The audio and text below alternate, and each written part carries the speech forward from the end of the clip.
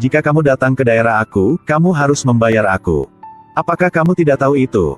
Aku tidak punya uang, hanya satu harta, apakah kamu ingin mengambilnya? Sebuah koin dilempar. Sao Feng mengambil koin dan meletakkannya di telinganya untuk mendengarkannya. Ini benar-benar koin yang menunjukkan kekuatan Spanyol kuno.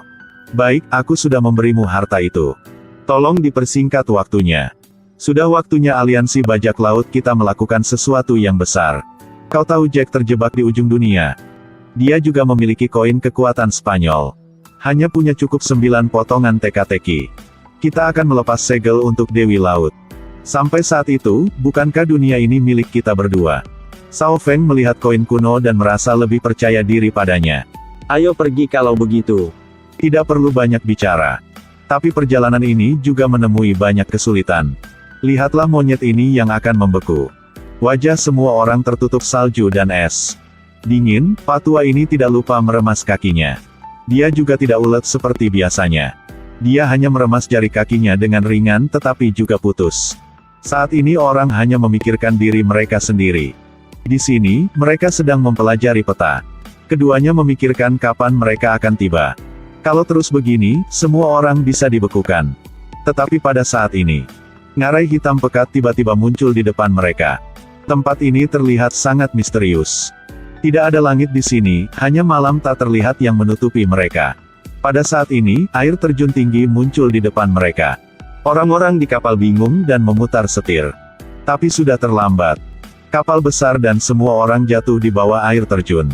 Adapun Jack yang mereka cari, dia sangat lapar. Sekarang dia hanya punya satu kacang yang tersisa. Lebih tepatnya, setengah kacang. Tapi ini tidak mempengaruhi cara makan Jack yang mewah. Kacang baru saja dibawa ke mulut ketika suara tembakan terdengar. Lidahnya belum sampai ke kacang. Orang yang menembakkan pistol itu adalah seseorang yang persis seperti Jack. Kacang terakhir telah jatuh ke tangannya. పుట్టించుచున్నాడు. Makan dan minum, lalu mulai pergi ke laut. Di kapal besar ini ada orang-orang yang persis seperti Jack, mereka sedang membagi pekerjaan. Orang-orang sedang mencuci piring. Orang-orang sedang membersihkan lantai, melihat pemandangan itu tampak sangat hidup. Tapi ini hanya adegan yang dibayangkan Jack. Dia sudah lama terjebak di sini. Tempat ini adalah ujung dunia. Tidak, aku harus memeriksa apa yang ada di sini. Jack belum makan selama 3 hari, dia akan kelaparan. Tidak menyangka yang dia ambil hanyalah sebuah batu. Atau karena penglihatannya menipunya. Harus menjilatnya sedikit. Ya ampun, ini keras dan asin. Mengapa katakan padaku untuk pergi 2000 meter lagi? Tanpa diduga, hal itu tiba-tiba retak. Ia bahkan memiliki kaki. Nah, itu kepiting. Tapi Jack tidak peduli apa itu. Bagaimanapun, itu tidak bisa dimakan. Sekarang, yang perlu dia lakukan adalah menarik kapal raksasa ini keluar dari sini. Kepiting kecil berdiri di samping melihat. Dia melihat bahwa Jack tidak berdaya, jadi dia juga merasa sedikit kasihan. Atau mungkin dari kebaikannya. Jadi kepiting itu memanggil banyak rekannya. Ya Tuhan, puluhan juta kepiting muncul. Semua cangkang retak memperlihatkan kaki kecil. Mereka berbaris menuju Jack dengan gagah. Jack sedang berbaring untuk memulihkan diri, tiba-tiba dia mendengar suara aneh. Buka matanya untuk melihat. Benar-benar kejutan. Sebuah kapal besar dengan berat puluhan ton sedang bergerak. Melihat kepiting yang tak terhitung jumlahnya di bawah ini. Kepiting berguling untuk mendorong kapal, dan Jack menggunakan seluruh kekuatannya untuk mengejar mereka. Alasannya karena kecepatan kepiting ini terlalu cepat. Jack tidak bisa mengikuti mereka. Tiba, semua orang mengira Jack telah hilang selama bertahun-tahun. Jadi mungkin mereka tidak dapat menemukan Jack. Tapi Dalma angkat bicara mengatakan, pria itu akan segera muncul. Orang yang dia sebutkan adalah Jack. Saat ini, di padang pasir yang tertutup pasir putih. Tiba-tiba muncul kapal hitam. Ada seorang pria di kapal yang bisa ditebak semua orang. Teman-teman bajak lautku. Aku dan Mutiara Hitam telah kembali. Apakah semua orang senang? Ini mengejutkan semua orang. Kapal Jack meluncur melalui pasir. Hanya sedikit orang yang memiliki hak istimewa untuk melihat perahu berlayar di padang pasir. Tapi ada masalah untuk keluar dari sini. Karena tempat ini adalah ujung dunia. Jadi semuanya lebih sulit dari sebelumnya. Kapten Jack meminta semua orang di kapal untuk berlari bola-balik. Lari ke kiri, lari ke kanan. Barbosa melihat adegan ini sebagai lelucon. Perahu bergoyang bola-balik dengan semua orang. Sekarang Barbosa mengerti masalahnya. Cara untuk melarikan diri dari tempat ini ditunjukkan di peta. Itu untuk membuat kapal ini terbalik. Pada titik ini, semua orang membuat kapal bergoyang dengan keras. Sedetik kemudian, kapal itu terbalik ke dalam air. Ketika bajak laut muncul ke permukaan. Benar saja, mereka melihat cahaya muncul. Jadi mereka melarikan diri dari tempat ujung dunia. Apa yang harus dilakukan sekarang adalah melepas segel pada Dewi Laut. Sudah kubilang jangan sentuh aku. Apakah kamu tidak mengerti bahasa manusia? Kau tidak membutuhkan tanganku lagi, kan? Wanita berbicara mengancam. Tapi lelaki tua itu masih tidak takut. Dan dengan kasar menarik tangan Dalma dan berkata, "Kamu ingin aliansi bajak laut kami membuka segel untukmu. Kamu harus sedikit lebih patuh.